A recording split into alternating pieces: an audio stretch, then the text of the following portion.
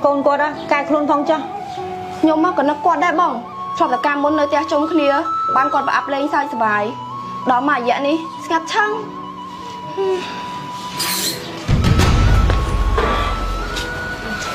អាវ៉ាម៉ារីឲ្យពូសុំនៅជាមួយដែរមកក្មួយពូលែងត្រឡប់ទៅវិញហើយពូអស់ចិត្តឲ្យក្មួយអើយ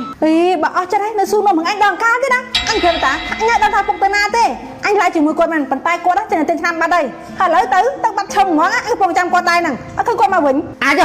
bằng ai nhá cùng smart thành nhóm mình đang tham bằng ai thơ say ở sao bằng mà à bằng ai cực phong tình lúa vô ai tới thì lẽ tao là này hả bạn không ai nói người ta khi ai từ đó bao nhiêu đó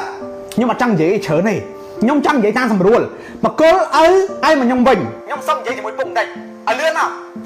អាវត្តហើយឈួតមែនអញប្រាប់លុយថាអញអត់ដឹងតែពុកតណាទេពុកចេញទៅទិញថ្នាំតាំងពីអញ live វីដេអូ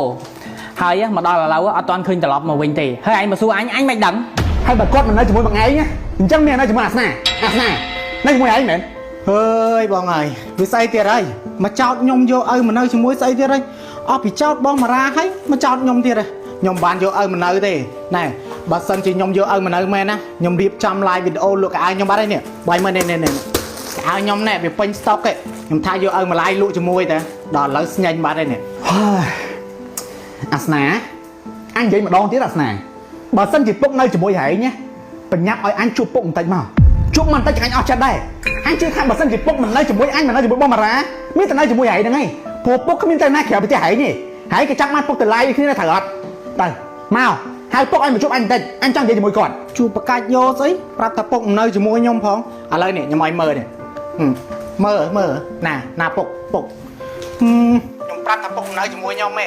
ខ្ញុំដឹងទេបបាត់ពុកខ្ញុំវាមិនស្អីទេព្រោះអីវ៉ាន់ខ្ញុំឲ្យវាតិចខ្ញុំយកមកតែបន្តិចទេមិនមែនដូចពួកបងឯងទេបើសិនជាបាត់ពុកដឹងវេទនាហើយត្រៀមតែទឹកភ្នែកទៅបងឯងអត់ទេមិនអាចអត់ពុកបានទេអាវ៉ាន់អញជួយទៅគ្នាមើលថាពុកគាត់ទៅណាហើយនៅជាមួយពុកយូរជាងគេអញ្ចឹងប្រកាសជាដឹងថាកន្លែងណាដែលពុកចូលចិត្តទៅហើយថាបាត់ពុកហ្នឹងចាប់ហើយអញអើយចាប់ស្អីតែបងឯងខ្ញុំក៏ចាប់ដែរនេះម៉ែបើមួយមិនឃើញពីរមិនឃើញអញ្ចឹងមានន័យថាពុកអត់នៅជាមួយកូនទាំង3ផងណាចុះក្រៅពីយើង3នាក់គាត់ទៅណាហើយតិចពុកទៅតែអាវ៉ាទៅខ្ញុំគាត់ទៅដឹងដែរពូផឹកមិញខ្ញុំជួបបងលីសាជាមួយមួយវ៉ាន់នៅកន្លែងហូបគុយទាវឃើញគាត់ហូបឆ្ងាញ់ឃើញពូខ្ញុំក៏សួរហៅពូទៅ